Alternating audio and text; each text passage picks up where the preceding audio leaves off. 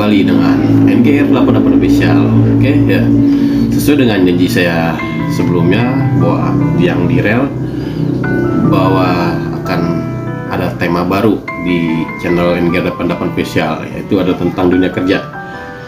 Nah, dalam hal ini karena saya sudah masuki dunia kerja dan saya berprofesi sebagai HRD, maka yang akan saya bahas itu ya tentang seputar dunia HRD saja yang sesuai dengan kemampuan saya. Oke, mungkin untuk yang pertama akan saya bahas adalah mengenai CV dulu. CV apa yang dilirik oleh HRD kan seperti itu ya. Jadi kita sering sekali kirim lamaran sono sini tapi tidak ada panggilan. Mungkin seperti itu yang sering pertanyaan teman-teman. Maka dari itu kita coba bahas sedikit apa sih yang kira-kira menarik untuk HRD agar tertarik untuk memanggil teman-teman, kan seperti itu. Yang pertama mungkin bisa kita jabarkan adalah salah satunya adalah CV yang masuk harus sesuai dengan lowongan yang diiklankan, mungkin seperti itu ya. Jadi kalau kami rekrutmen share lowongan baik di Jobstreet, Indeed atau LinkedIn atau media lain pun kan ada kriterianya, misalnya usia maksimal sekian, pendidikan minimal apa, kan seperti itu.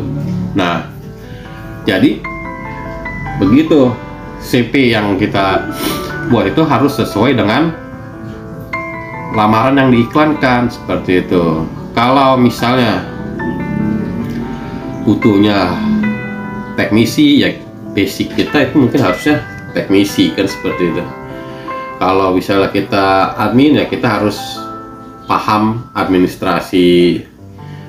Jadi jangan coba-coba kita nyebrang ke yang lain. Basic pendidikan kita apa, pelangan kita apa, tapi lamarnya apa, kan itu kan susah untuk dipanggil. Lalu bagaimana kalau misalnya fresh graduate? Biasanya kalau lamaran untuk level entry data mungkin masih bisa fresh graduate, tapi kalau misalnya untuk berpengalaman mungkin ya harus berpengalaman. Makanya seperti itu saya bilang. Jadi kalau fresh graduate apa yang harus ditampilkan? Contohnya adalah pasti jurusannya harus sama, minimal ya mendekati lah. Misalnya kalau butuh teknisi ya lulusannya SMK, otomotif atau mesin atau elektronik, seperti itu. Jangan lulusan akuntansi tapi kita ngelamar untuk otomotif. Atau untuk pendidikan S1 pun sama seperti itu, jurusannya apa, lalu kita masuknya lamarnya apa, seperti yang kira-kira match lah gitu. Walaupun nggak harus seperti itu, tapi ya rata-rata seperti itu. Dan kalau misalkan kita punya pengalaman, apa yang kita tampilkan? Misalnya contohnya adalah ini, contohnya misalnya apa sih kita aktif apa selama kuliah, kita aktif di organisasi apa yang kira-kira mendukung untuk lamaran kita gitu. Kalau ternyata ini orangnya aktif gitu kan, nah itu akan membantu juga pertimbangan rekruter untuk memanggil teman-teman. Seperti yang satu tadi adalah apa, CV yang masuk harus sesuai dengan lowongan yang diiklankan. Yang kedua adalah CV yang jelas memuat gambaran tentang diri kita. Nah, ini yang penting nih. Jangan sampai kita membuat lamaran asal saja, gitu kan. Masalah kan begini, HRD atau recruiter kan nggak kenal siapa kalian. Bagaimana caranya biar kenal? Yang biar kenal itu ya itu harus dari CV itu dulu, biar kita tertarik gitu. CV itu yang penting adalah yang pertama, siapa sih kita dulu, diri kita dulu. Pendidikan terakhir kita apa, nggak usah sampai dari SD kita apa, nggak usah, pendidikan terakhir saja.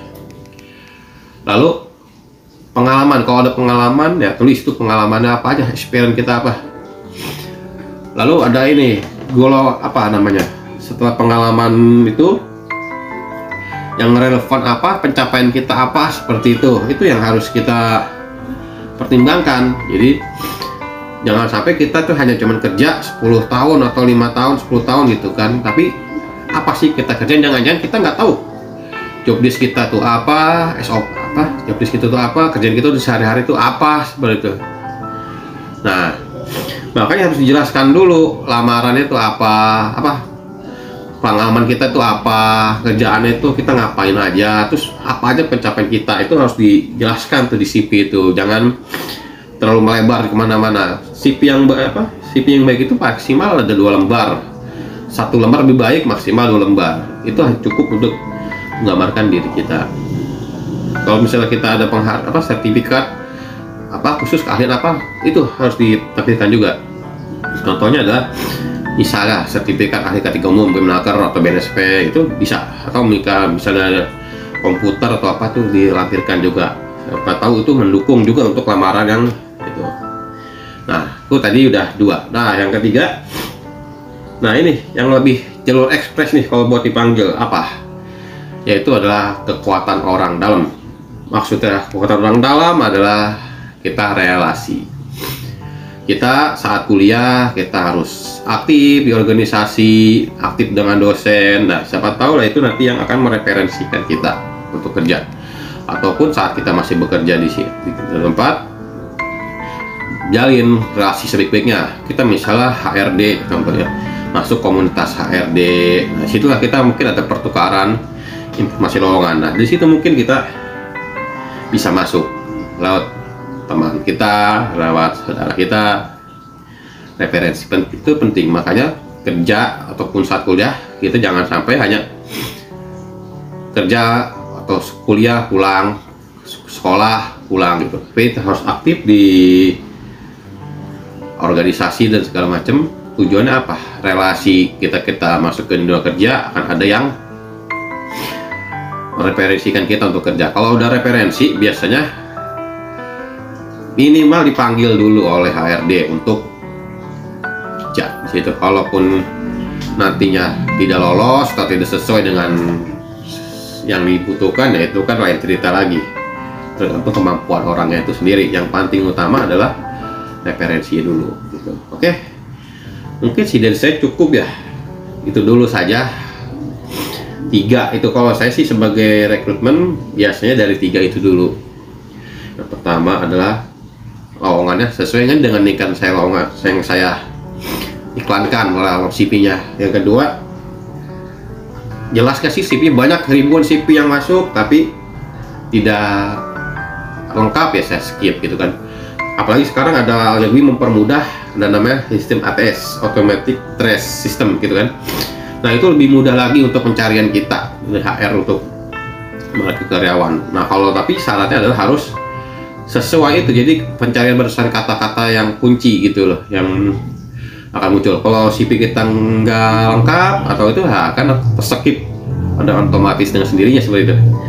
Yang terakhir adalah mungkin udah referensi juga kan bukan hal yang buruk. Referensi itu bagus juga. Selain kita tidak perlu repot-repot lagi buka lowongan juga, tapi kita juga udah ada jaminan istilahnya dari yang mereferensikan kita. Jadi kita udah tahu gambaran umumnya dulu orang itu sebelum kita panggil, seperti itu. Jika mungkin ada teman-teman lain yang ingin menambahkan apa aja sih yang lebih syarat-syarat lain yang untuk bisa dipanggil HRD, boleh di komen. Mungkin dari profesi HRD lain yang lebih berpengalaman, silahkan. Mungkin dari saya cukup. Jika teman-teman tertarik dengan channel saya, dengan konten yang saya buat, Dirasa Berempat, silahkan like and comment, share, subscribe, serahkan. Semoga depannya saya bisa buat konten lagi yang lebih baik tentang dunia kerja maupun dunia usaha. Oke, selamat sukses. Semoga bagi yang mencari pekerjaan segera dapat pekerjaan. Oke, see you.